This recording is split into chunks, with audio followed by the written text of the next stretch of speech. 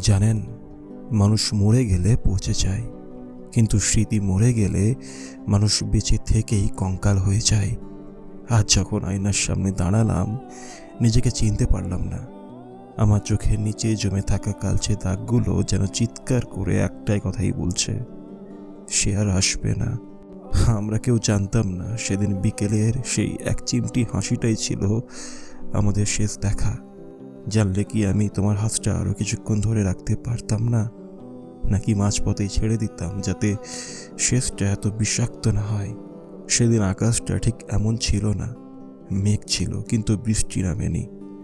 অথচ আজ আমার বুকের ভেতর শ্রাবণ মাস চলছে। মনে আছে তোমার সেই শেষ বিকেলের কথা? তুমি যখন বললে ভালো থেকো, আমি বুঝতে পারিনি ওই দুটো শব্দের আড়ালে তুমি চিরস্থায়ী এক বিচ্ছেদের বীজ বুনে দিচ্ছ। তুমি হাঁটছিলে উল্টো পথে, আমি ঠায় দাঁড়িয়ে দেখছিলাম। তোমার ছায়াটা ছোট হতে হতে একসময় মিলিয়ে গেল ভিড়ের মাঝে। আমি জানতাম না ওটাই ছিল তোমার শেষ অবয়ব। হ্যাঁ, ওটাই ছিল তোমার পৃথিবীর শেষ সূর্যাস্ত। মাঝে মাঝে ভাবি, যদি একবার সময়টাকে থামিয়ে দিতে পারতাম, যদি জাপটে ধরে বলতে পারতাম যেতে দেব না। কিন্তু শূন্যতা না বড় অদ্ভুত জিনিস। এটা কোনো আওয়াজ করে না, শুধু ভেতর থেকে কুড়ে কুড়ে খায়।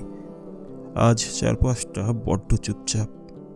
চায়ের কাপে ধোঁয়া ওঠে, ক্যালেন্ডারের পাতা উল্টায়, শুধু তোমার গলার আওয়াজটা আর ঘরের দেওয়ালে প্রতিধ্বনি তোলে না। সবাই বলে সময় সব ক্ষত সারিয়ে দেয়, কিন্তু মিথ্যে, একদম মিথ্যে। সময় ক্ষত সারায় না, বরং সেই ক্ষতর সাথে বেঁচে থাকার এক যন্ত্রণাদায়ক অভ্যাস করিয়ে দেয়। আমি এখন অভ্যস্ত তোমার না থাকাতে, তোমার নিস্তব্ধতায়, তোমার ওই হারিয়ে যাওয়া ছায়াটার সাথে কথা বলার। শহরটা আগের মতোই আছে, সে একই রাস্তা, একই ল্যাম্পপোস্ট, এমনকি সেই ক্যাফেটার কোণের টেবিলটাও। শুধু বদলে গেছি আমি, আর বদলে গেছে আমাদের সেই শেষ দেখার মানেটা। মাঝে মাঝে মাঝরাতে ঘুম ভেঙে যায়, মনে হয় এই তো তুমি পাশের ঘরে হাসছো, কিংবা হয়তো ভুল করে আবার আমায় ডাকলে। কিন্তু পরক্ষণেই যখন হুঁশ ফেরে, দেখি চারপাশটা কি ভীষণ খা খা করছে। এই শূন্যতা কোনো শব্দ দিয়ে বোঝানো চাই না। এই যেন এক অতল গহ্বর, যেখানে আমি প্রতিদিন তলিয়ে যাচ্ছি। তুমি চলে যাওয়ার পর আমি অনেকবার সেই জায়গায় গিয়েছি যেখানে আমরা শেষবার দাঁড়িয়েছিলাম। আমি মাটির দিকে তাকিয়ে তোমার পায়ের ছাপ খুঁজি, অথচ বাতাস সব ধুয়ে মুছে নিয়ে গেছে। আমার খুব জানতে ইচ্ছে করে, তুমি কি একবারও পিছন ফিরে তাকিয়েছিলে, নাকি তোমার চোখে তখন আগামীর নতুন কোনো স্বপ্নের মায়া ছিল? আমার বুক চিরে একটা দীর্ঘশ্বাস বেরিয়ে আসে যখন ভাবি, আমার পৃথিবী যেখানে থমকে দাঁড়িয়ে আছে, তোমার পৃথিবী সেখানে দিব্যি এগিয়ে চলছে। সবচেয়ে বেশি কষ্ট হয় তখন যখন হঠাৎ কোনো পরিচিত সুগন্ধ নাকি আসে। মনে হয় এই বুঝি তুমি পাশ দিয়ে হেঁটে গেলে। আমি পাগলের মতো ভিড়ের মাঝে তোমাকে খুঁজি, কিন্তু পরক্ষণেই মনে পড়ে তুমি তো এখন অন্য কোনো আকাশের ধ্রুবতারা। তোমার হাসি এখন অন্য কোনো ড্রয়িং রুমে আলো ছড়ায়। আর আমার ভাগ্যে রয়ে গেছে শুধু এই ঝাপসা হয়ে যাওয়া কয়েকটা পুরনো ছবি, আর শেষ বিকেলের ওই মরণাপন্ন কয়েকটা স্মৃতি। মাঝে মাঝে ইচ্ছে করে সব ছিঁড়ে ফেলে দিই, ডায়েরির পাতাগুলো পুড়িয়ে দিই, যাতে তোমার নামটা আর আমায় দগ্ধ না করতে পারে। কিন্তু পারি না, আগলে রাখি, কারণ ওই স্মৃতিগুলোই তো এখন আমার বেঁচে থাকার একমাত্র সম্বল। তোমাকে ঘৃণা করতে চেয়েছিলাম জানো, খুব চেষ্টা করেছিলাম, কিন্তু ঘৃণা করতে গিয়ে দেখি নিজের প্রতি ঘৃণাটা আরো কয়েক গুণ বেড়ে গেছে। কেন আমি সেদিন তোমাকে যেতে দিলাম? কেন আমি একবারও হাতটা টেনে ধরে বললাম না, তোমাকে ছাড়া আমি অসম্পূর্ণ? এই অসম্পূর্ণতা নিয়ে বেঁচে থাকাটা যে মৃত্যুর চেয়ে ভয়ঙ্কর, তা কি তুমি কোনোদিন উপলব্ধি করবে? কখনো কি ভেবে দেখেছো একটা মানুষ জীবন্ত লাশ হয়ে কিভাবে বেঁচে থাকে? আমাদের শেষ দেখা হওয়ার পর থেকে আমি আর আয়নায় নিজের চোখের দিকে তাকাতে পারি না। ওই চোখে এখন কেবল অপরাধ বোধ আর এক সমুদ্র হাহাকার। হ্যাঁ, তুমি তো খুব সহজেই বিকেলের রোদের মতো মিলিয়ে গেলে, কিন্তু আমার রাতের আকাশটা যে চিরকালের জন্য অন্ধকার হয়ে গেল। মাঝে মাঝে ফোনের গ্যালারিটা স্ক্রোল করি, তোমার ওই হাসি মুখের ছবিগুলো দেখলে বুকটা কেমন যেন মোচড় হয়ে ওঠে। মনে হয় ফোনটা আছাড় দিয়ে ভেঙে ফেলি, কিন্তু পরক্ষণেই মনে হয় ওটাই তো শেষ সম্বল। ওটাই তো প্রমাণ দেয় যে কোনো এক জন্মে তুমি আমার ছিলে। এখন তো আমাদের মাঝে মাইলের পর মাইল দূরত্ব, অথচ আশ্চর্যের বিষয় হলো এই দূরত্বের চেয়েও বেশি যন্ত্রণাদায়ক হলো তোমার ওই অপরিচিত হয়ে যাওয়াটা। তুমি কি জানো, এখন আমি বৃষ্টি নামলে আর ছাতা খুলি না। মনে হয় আকাশের এই কান্না যদি আমার চোখের জলকে আড়াল করতে পারে। মানুষ ভাবে আমি খুব শান্ত হয়ে গেছি, কিন্তু তারা জানেই না আমার ভেতরটা একটা ধ্বংসস্তূপ। সেখানে প্রতিনিয়ত ভেঙে পড়ছে আমাদের সাজানো স্বপ্নগুলো। শেষবার যখন দেখা হয়েছিল, তোমার পরনে কি ছিল, তোমার গলার সুর কেমন ছিল, সব আমার নখদর্পণে। কিন্তু তোমার ওই বিদায় চাহনিটা, ওটা আমি সহ্য করতে পারি না। ওটা ছিল এক ধরনের নিঃশব্দ মৃত্যু পরোয়ানা। আমি এখন ভিড়ের মাঝে হাঁটলে একা বোধ করি। মনে হয় এই পৃথিবীর সব মানুষ মিথ্যে, সব ভালোবাসা এক একটা মরীচিকা। তুমি আমাকে শিখিয়ে দিয়ে গেছো কিভাবে রক্তক্ষরণ ছাড়াই খুন হওয়া যায়। মানুষ অস্ত্র দিয়ে মারে, আর তুমি মেরেছ তোমার ওই শেষ বিকেলের নীরবতা দিয়ে।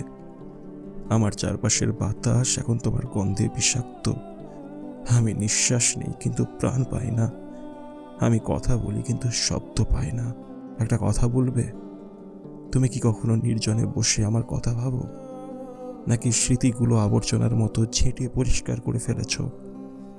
আমার বিশ্বাস করতে কষ্ট হয় যে যে মানুষটা একদিন আমার হাতের আঙুল ছাড়া এক মুহূর্ত চলতে পারতো না, সে আজ অনায়াসেই আমার অস্তিত্ব বলে দিন কাটাচ্ছে।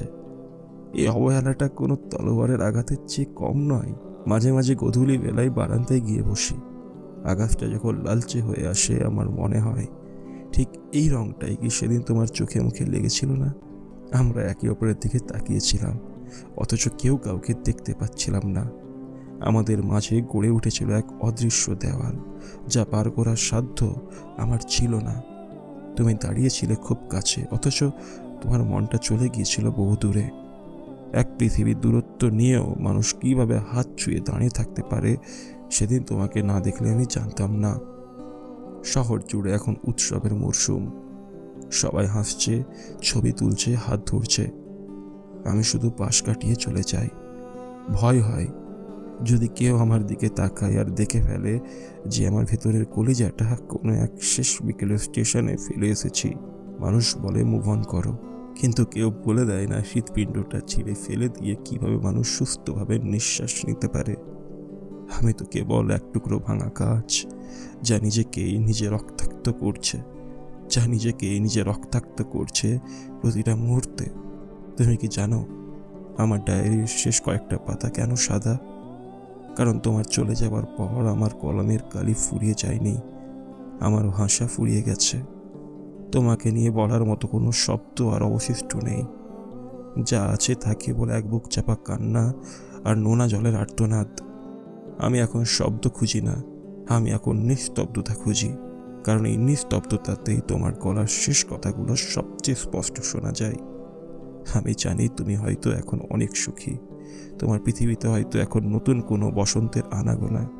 আর আমি হলাম সেই পুরনো বইয়ের ভাঁজে শুকিয়ে যাওয়া একটা মৃত গোলাপ, যার কোনো সুগন্ধ নেই, কোনো গুরুত্ব নেই, কেবল পড়ে থাকাটাই তার নিয়তি।